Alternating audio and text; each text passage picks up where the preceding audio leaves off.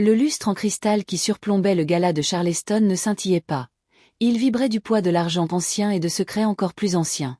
Ma belle-mère, Sarah, se tenait en bout de table, sa robe de soie bruissant comme un avertissement. Elle leva son verre, le vin captant la lumière, et son regard passa par-dessus mon mari et moi pour s'arrêter sur mes cousins biologiques. À l'héritage, annonça-t-elle d'une voix douce et autoritaire, à la véritable lignée qui fait vivre ce domaine familial. L'une après l'autre, elle distribua des montres de créateur à $1200 à Anna et Ryan, puis se tourna vers ma fille de 7 ans, Emma. Mon cœur ne battait pas. Il calculait. Dessous la table, elle sortit un sac en plastique et tendit à Emma un ours en peluche chinée, à l'oreille déchirée et au ruban délavé. Derrière elle, le projecteur s'alluma, affichant l'arbre généalogique, et je fixai la branche où le nom d'Emma aurait dû figurer, blanche, effacée chirurgicalement. Je ne clignai pas des yeux. Je voulais qu'elle voie. Je voulais qu'elle soit témoin de la véritable nature de ces gens avant de les rayer de sa vie à jamais. Le sourire fin et venimeux de Sarah se dessina sur son visage tandis que les invités chuchotaient, persuadés qu'un ours en peluche à $10 serait le coup de grâce. Ce n'était pas le cas. C'était le coup d'envoi. Je me levai, mes talons claquant sur le marbre, et me dirigeai vers la table des cadeaux.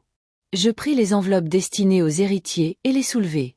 Sans un mot, je les tendis au-dessus de la fontaine de chocolat et les laissai s'y enfoncer. Le silence ne tomba pas, il s'abattit. Puisqu'Emma est une invitée, dis-je d'un ton clinique, l'argent de son père, qui a financé ce gala, est aussi celui des invités. Et je récupère les intérêts. À côté de moi, Christopher n'hésita pas. Il tapota une combinaison de touches sur son téléphone et déclara, d'un ton aussi neutre qu'un document juridique. « Maman, je viens de révoquer l'autorisation familiale pour les comptes du domaine de Charleston. Le personnel, la sécurité et les services publics sont hors service. Vos proches se débrouilleront d'ici demain matin. » Nous n'avons pas attendu les cris. J'ai pris la main d'Emma, laissant l'ours en peluche derrière moi, et je suis sortie. Le bruit de nos talons était le seul son dans cette pièce où régnait une impuissance soudaine. L'air humide de Charleston m'a fouetté le visage, mais j'ai ressenti une lucidité soudaine. Pendant 6 ans, j'avais été l'architecte silencieux de la survie sociale de Sarah, gérant le domaine, mettant en valeur sa collection d'art, restaurant l'aile et grâce à mon propre héritage, et pourtant, je détenais 100% de la dette sans aucune part de propriété. Le silence d'Emma en disait long. Elle comprenait ce que les enfants savent intuitivement. La maltraitance ne peut pas être enseignée comme de l'amour. Sarah avait considéré Emma non pas comme une petite fille, mais comme une ligne budgétaire à supprimer, une invitée consommant des ressources destinées à ses véritables héritiers.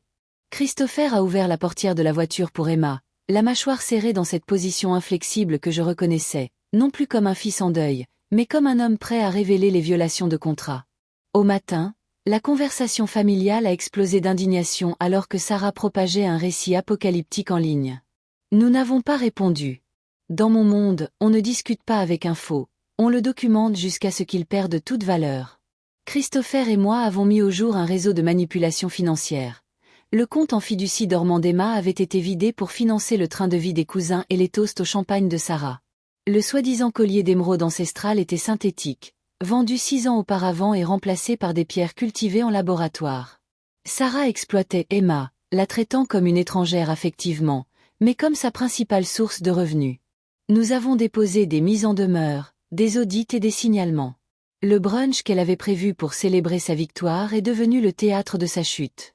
Emma, portant une boîte en bois contenant des relevés bancaires et des reçus de vente aux enchères, a confronté Sarah. « Tu as utilisé ma fille comme un distributeur automatique de billets, ai-je dit. » Sarah, qui avait effacé Emma de l'arbre généalogique et vidé son compte en fiducie, a imploré ma clémence, mais Christopher a glissé un dernier dossier sur la table, un avis d'expulsion sous 24 heures. Légalement, le domaine appartenait à Emma. Nous sommes partis, les serrures ont été changées, la matriarche détrônée. 3 semaines plus tard, dans notre cottage baigné de soleil, loin de l'humidité de Charleston, l'air était enfin respirable. Nous avons liquidé la succession, chaque bijou contrefait et chaque fauteuil en acajou vendu pour restaurer la confiance d'Emma. Les comptes étaient équilibrés. Emma avait non seulement son héritage, mais aussi un avenir libéré de toute exploitation parasitaire. Éradiquer la pourriture des dysfonctionnements familiaux n'est pas de la cruauté, c'est de la survie. Le sang est une question de biologie, la famille est un choix, visible dans le regard paisible que Christopher posait sur Emma, son centre malgré l'absence totale d'ADN commun.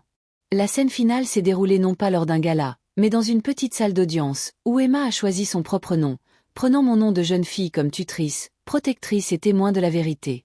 Cette nuit-là, j'ai dormi dans une maison où chacun avait sa place.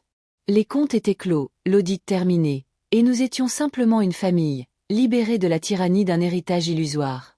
Si vous appréciez nos vidéos, abonnez-vous à notre chaîne et restez à l'écoute pour plus de contenu de qualité.